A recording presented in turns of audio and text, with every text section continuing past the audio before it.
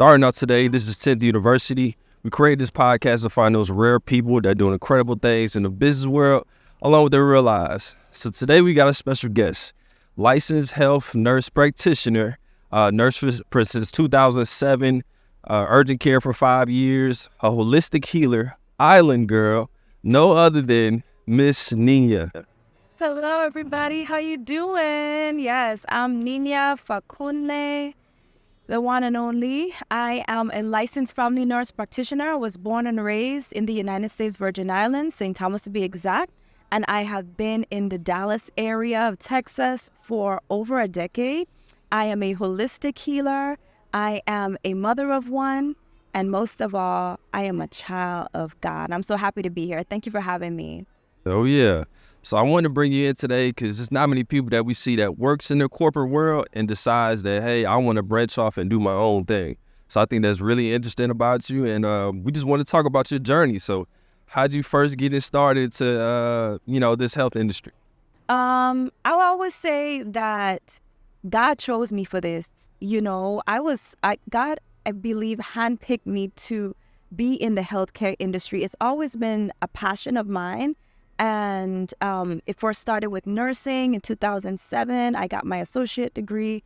And from there, everything just kind of like blossomed. It went God's way, not my way, And it's been I've seen so many things. I've grown so much, not just professionally, but personally, as far as it relates to how individuals, the things that people go through on a daily basis. Right now I understand that there's so much more to life than our desires, our hopes, that there's a true purpose for us being here, So, yeah. Yeah, I'm gonna give you some credit too, because I tried to do the schooling route. My father's a pharmacist. I tried to do pharmacy. I was getting my butt whooped in them classes. So I salute to you for being able to finish and keep it up. And where did righteous livity works come from? Okay, so like I said, I'm an island girl, that will always be at the heart of me. So natural remedies, organic remedies, they have always been a very important part of my life. I think a lot of times, especially when it comes to growing up in Black culture, we have like a duplicitous view of our health, We see the natural part that many of us are used to, and then we see the traditional part. And whenever we want to be naughty in our diet, in our lifestyle, we lean a little bit more on the traditional part of healthcare.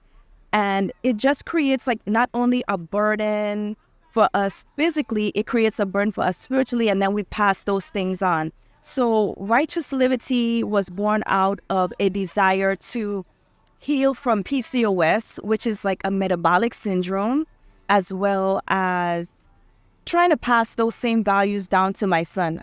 Initially, it was a retail company, and I said no. I didn't want to mix the profession with my business. I just wanted to be a creative there, but God had other plans, and so it has been evolving from a retail company to a health and wellness business since that again. So you're in the health and wellness space. So is that like helping people lose weight, getting people their skin to look better? Like what? Because you go any direction with it. So what do we mostly do? I mean, healthcare is so broad. There are so many different specialties. I am really interested in prevention. Yes, prevention is top tier to me because there's so many things that we can avoid from worsening or even occurring through education. And I think that that's the number one thing that many of us lack. It is, if you know better, then you'll do better. But how can you do better if what you already know may be flawed or lacking, or you're just Googling it? And I want to be that air of truth that is integrative, that lets you know that, hey, traditional medicine has its place, but there are also so many things that take place in traditional medicine that comes from organic or from natural medicine that you can use to heal yourself and, enjoy a better quality of life. I was just thinking right now we're at the farmer's market. And I feel like this is the perfect place, to start that journey you were talking about. Yeah, I just feel like the fruit tastes better. It's just something about it. So yeah. Oh, and that's why I like to take advantage of getting out, moving around, having those experiences, because I know one day maybe I will not be able to, and I want to take advantage of that.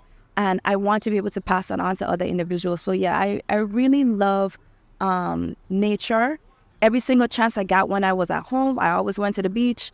I always like to breathe in nice fresh air, and just spend time around good energy, good fresh energy. So then once I'm replenished, I can get back to the floor and I can, put that nice positive love onto my. Okay. When did it switch from traditional medication to I want to try some of these home remedies and even telling people to do it?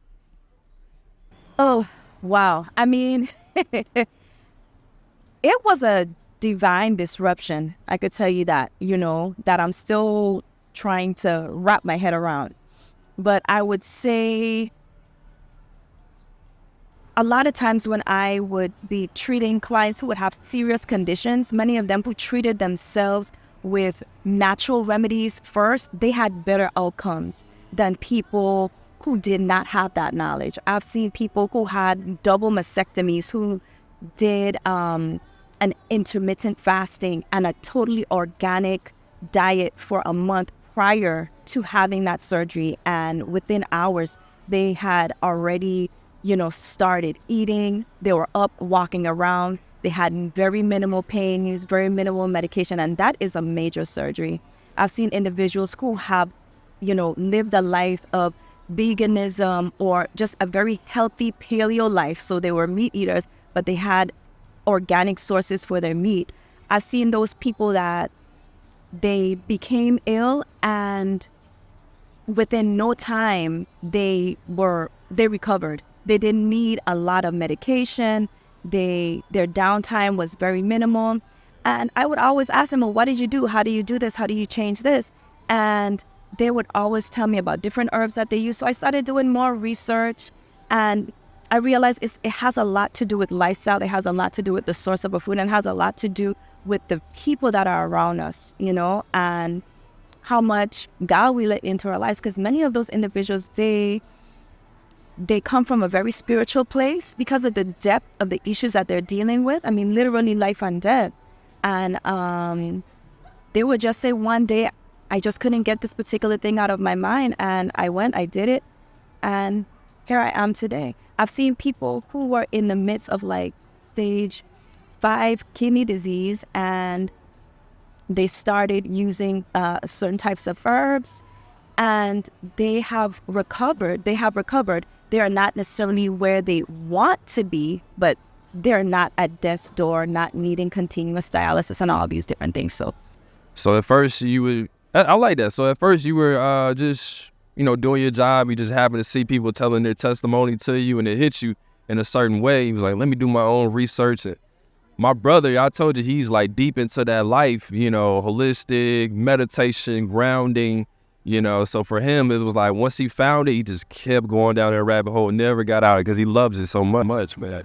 Because it's so real. It's so real. I mean, a lot of people don't recognize, like, even your healthcare practitioners, the reason why you may have a doctor who is 80 plus is because they eat healthy, they supplement, they exercise, and they take time for themselves and for their families. Some of them may not have those specific lifestyle, proponents in place, and many of them suffer, they get burned out, and it's really sad to see. So, I mean, it trickles down. We're all connected to one another, and I find so much support in supporting others, because it enlightens me, it lifts me up. So, yeah.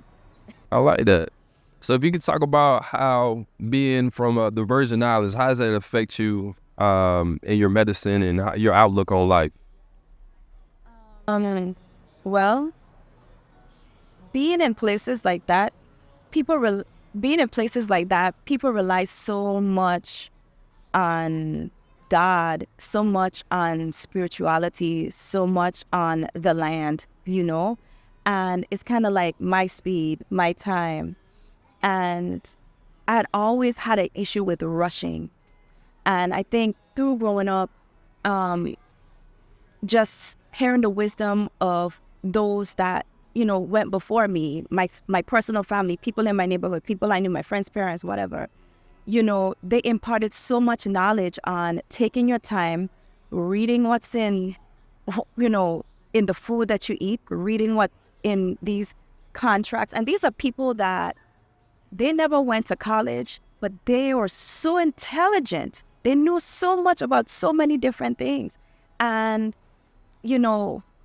just to see the way that they would make their own medicine, just to see the way that they would take their time in life to just understand how things around them work.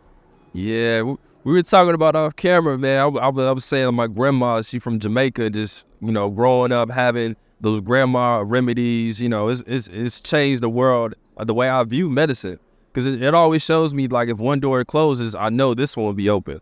If a traditional medication or medicine doesn't work for me, I know I can always go to something more natural, But most people that you work with, are they like halfway, in between traditional, and how does it work? I think some individuals don't recognize how it actually works, They don't recognize the principal element of spirituality as science above, what they technically do each day, maybe as a healthcare practitioner. So some individuals might view functional medicine as quackery, and some individuals who are Ayurvedic healthcare providers, maybe from like Asia, they might view traditional medicine as quackery, But there needs to be a common ground, because if I get my arm broken, or if a child has strep, are we not going to give them an antibiotic? Are we not going to get an x-ray? Yes, we're going to do those things. You know what I'm saying? But at the same time, are you going to just keep throwing all types of different medications down this particular person's throat, so to speak, and their quality of life is not improving, they're getting worse, And I think sometimes most providers, they want to really engage in prevention. They really want to engage in the natural, they really like that aspect, because they don't want to see their clients suffer. Man, life is full of challenges, besides the technical difficulties that can take place when you're trying to fill out this paperwork and you have to do this. And besides those types of minor issues, it's just like, God, is this what you really asked me to do? Is this what you really want me to do? Because when you're in the mode of being a traditional healthcare practitioner, like, you're in that mode, that is your life. And so trying to figure out, well, what does this mean to do this as an independent versus, working for a particular group, because it is a profession that requires a lot of camaraderie, a lot of fellowship, a lot of close contact with individuals who are like-minded. And I think right now, many of the large healthcare systems are starting to understand that functional medicine, integrative medicine has a very important role to play in how people heal, and people are really requesting it, and they want to know more about it. They want to donate more money for more research. The two sides are becoming linked, Question. So, this is my curiosity. I know if I'm curious, other people might be curious as well.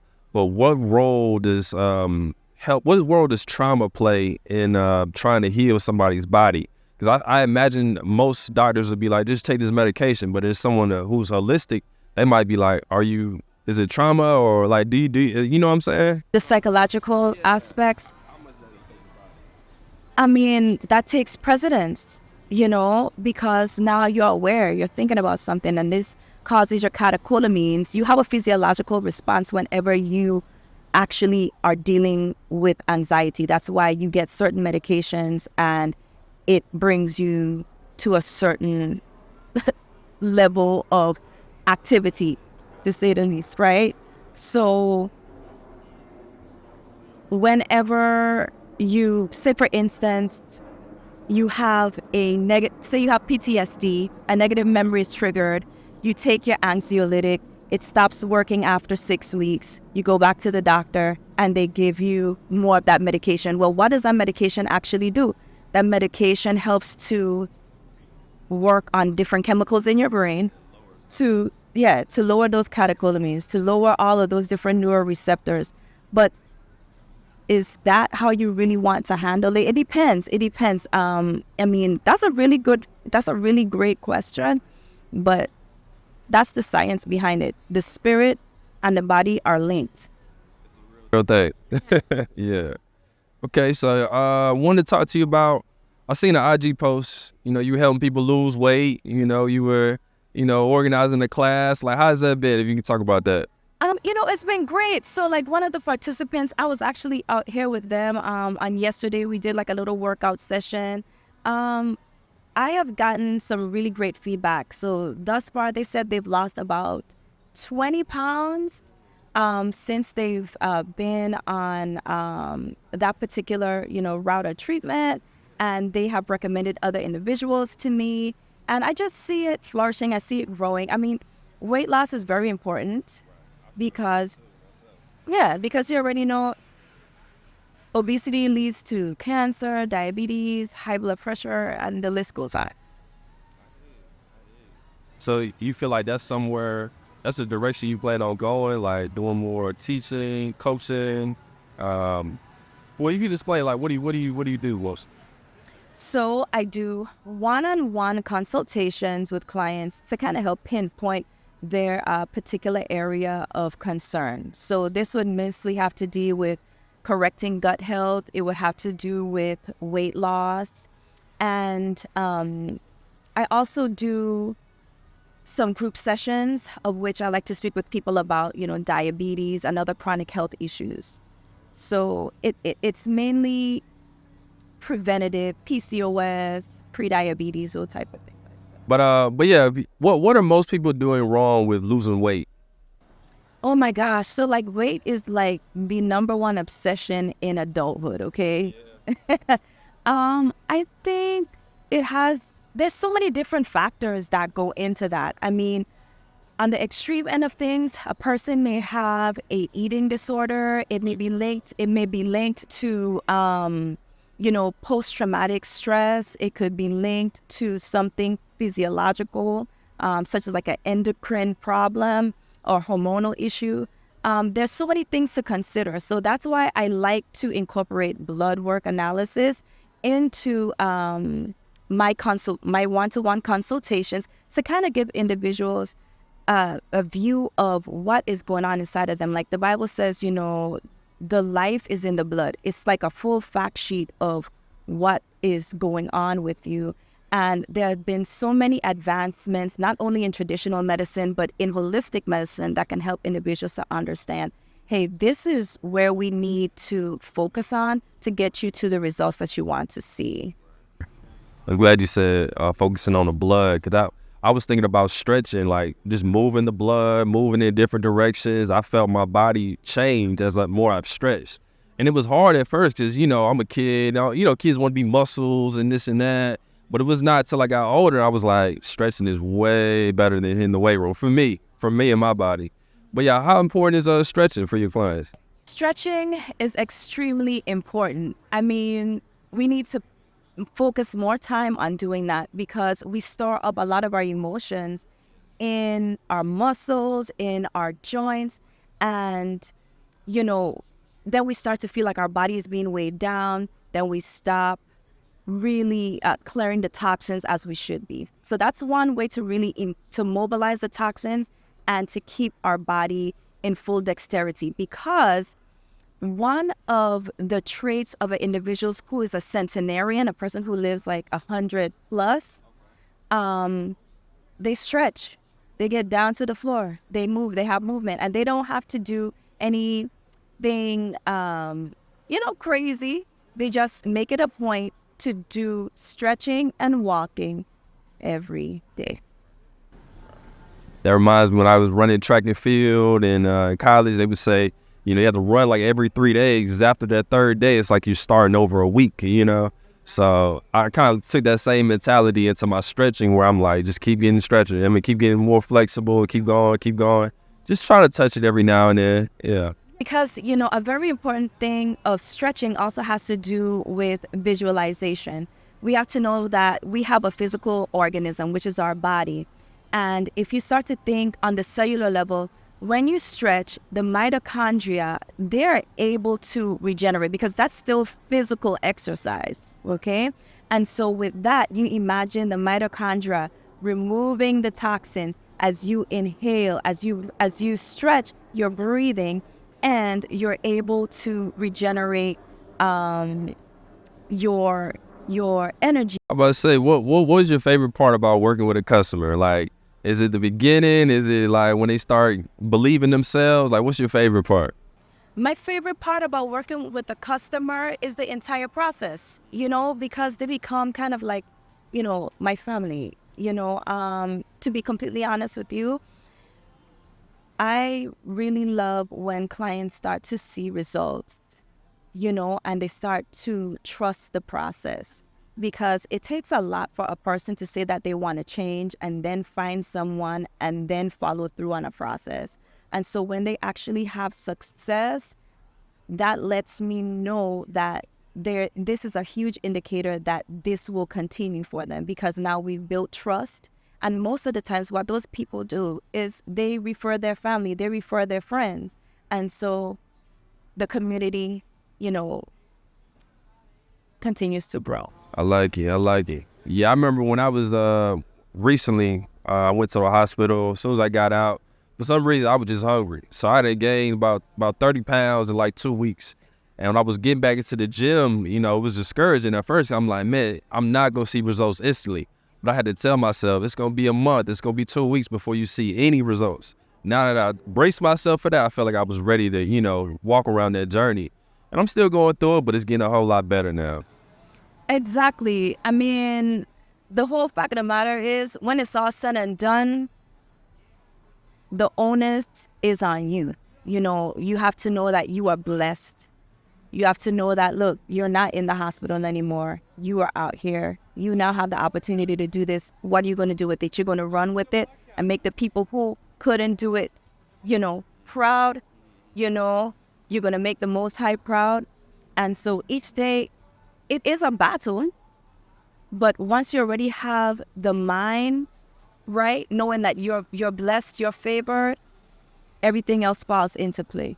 And I want to talk about how would you say you've grown your faith, grown your spirituality? Because sometimes people don't know where to start, and somebody just hand you a Bible, like, that's a big book. So like, where do you start? You start by truly seeking God with your heart, and just being completely honest and intentional about your personal relationship with the Most High. That's where I started, and it took me on a journey, still taking me on a journey, but I don't regret it at all. I like it. So what's next for you? Do you have any projects coming up, or what's on the itinerary? Now I am revamping my website, so I'm very excited about that, to incorporate more services and make me more available to more clientele. And I just am planning to get more involved within the community, such as like health fairs, things like that. Okay. I like it. So one thing we ask all our guests, what is one way that they help serve people? So for me, it's creating this podcast, just some organic, that people can learn about entrepreneurship. But I want to ask you, what is one way that you help serve people? One way I help serve people, I am such a giver, within the community. I love volunteering at homeless shelters, things like that. And I usually donate my services, So, yeah, doing volunteer work, things of that nature. Also at church, things like that. Yeah. Well, it's been a pleasure getting you on this interview. Wasn't too bad. All right, only 1 out of 10 make it in. We're out.